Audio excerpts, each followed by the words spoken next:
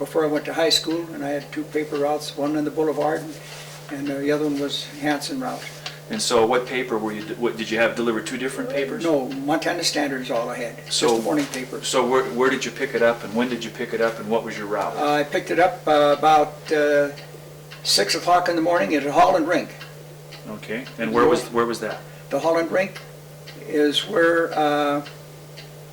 crossing the bowling alley, on the corner of Front and Montana, on the southeast corner. Okay. Holland Rink, a wonderful place, skate. They had a fence there that projected the wind and the heat, and we used to skate there as late as April in that rink there. It was an outdoor rink. It was outdoor rink, Oh. but it had a big fence with louvers on it. The fence must have been 60 feet high, I guess, and had louvers on it to direct the wind. Oh. And he had the Clark, a fellow by the name of Bill Clark ran the Holland Rink, and he had music on Friday and Saturday night, So you'd pick your newspapers up there, what time every day? about 6 in the morning. Okay, and then what would you do? Well, I take him to the Boulevard first, and then go up to all the way up to Hanson's, across from the cemetery. You know where the cemeteries were on Montana Street. Mm-hmm. Well, then I took that route all the way up there, and then I had 2 houses after I left Hanson's. There was about 8 houses up around Hanson's there. Took them up there, and then there was a house that come down the street, and then there was 2 houses. Verna Jacobson, I think, was one house there, and another house there, and I only had 2 routes, 2 houses to come after I left Hanson's there to come back home. And I get back home maybe before I went to school at about 7:30 in the morning. Would you ride a bicycle? No, You walked walk? all the time. Yeah, how many papers? I had 32 in the Boulevard and 31 at Hanson's, about 63 papers. And so when you say in the Boulevard, what do you mean by that? That was, the Boulevard was proper, everything on the west side of Montana Street. Okay, It would be below Iron and west of Montana Street, and above the cemeteries? and below the cemetery, that little court, where Dogtown is. Okay, I had now that. where's Dogtown? Well, it's called Williamsburg, Oh, okay. but we call it Dogtown. Was that part of the Boulevard? That was part of the Boulevard area in that time, you know what I mean? We kind of annexed it. It was part of the Boulevard. Actually, the Boulevard is separate, but we annexed these places for fire protection later on when we were in the fire department. Okay, so you delivered papers clear out to Williamsburg then too, and you walked? Walked all the time. That's a good trick, okay.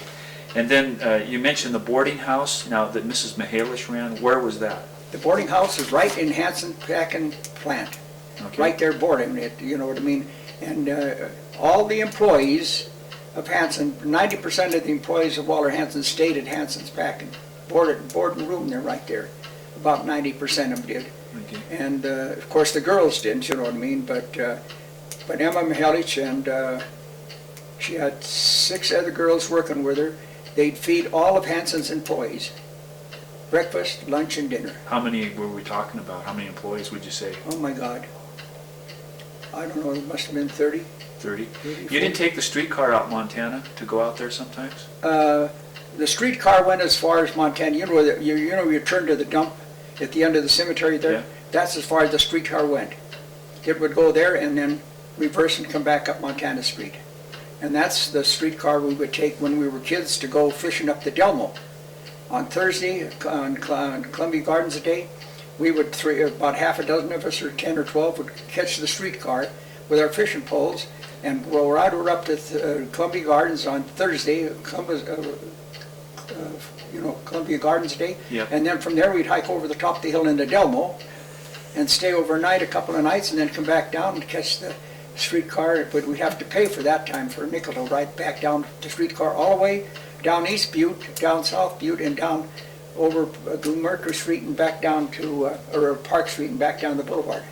Did you know some of the streetcar conductors? Oh yeah, we knew. Do you remember some of their names, who some of them were? Yeah, Tusher, I forget what his name is, but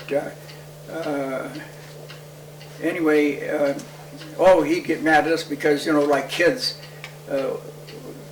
you remember the trolley they have on the back of the Sure. streetcar? Yeah. Well, us kids would hide behind Rose Garden sometime, and then when he'd stop the car, the bus, the streetcar at night, you know what I mean, leave somebody off, why, we'd run back and pull the trolley, see, and then he couldn't get it started.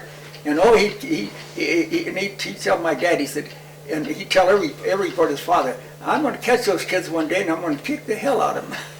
Well, we'll now the Rose, just for a minute, now tell us what the Rose Garden was. We'll go back to this, but what was it? The Rose Garden was a family bar. It was owned by my uncle.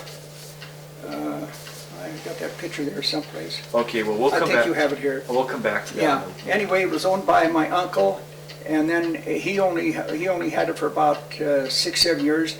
Then he sold it to Turpin, Tony Turpin, and he bricked it then, and there was a big hall back there. The hall must have been, it must have been 100 by 60, I guess, you know, great big hall. Had booths all the way around it, and big orchestra stand there. And on Saturday and Sunday night, he'd have dances there, and that's when I went to work for him. Furkovich, I don't know, Furkovich was the bartender, and then Tony Turpin worked with the bartender, and then there was Hook Fraser and myself that were waiters. We'd go around the booths and pick up the orders for the beer, you know what I mean? And then they danced, you know, they danced from 9 until 1. And where was it physically located? This was on the corner, on the southwest corner of Montana and Josette. LaSalle, pardon me, LaSalle. So that puts it back where, by the interstate someplace? The interstate took it over. The interstate okay. took that over. And then the following block, was the main tavern run by Eddie Picord and Babe Picord. Rose Garden was on one corner and the main tavern was on the other corner. And then next to the Rose Garden was Wansock's Grocery, and then Murphy bought it. And Murphy's boy is the doctor up there now. Dr. Murphy is the doctor up there on West Platinum, is it? Or anyway, that's Murphy there. And then next door there was a family, two families house. And then there was next door was Alec. He was the Connie Corner. Andy Alexich, he lived there. And then the Wagners lived next door. And then there was Carl's Grocery, and later it became Fleur's Grocery, and then there was an apartment building with duplexes there, and then the main tavern. Okay. And I played hockey with the Boulevard bunch for Fleur's Grocery, and we took a couple of championships there all the time. You practiced at the Holland Rink? Pardon? Where would you play at? Holland Rink. That Okay. was our. Oh yeah, we only about. I would say less than a quarter mile Boulevard for the Holland Rink. That was our pastime all the time. We always, half the time, Clark would leave us in there because we were there all the time anyway, and we usually pay, but sometimes leave us in because we'd sneak in anyway.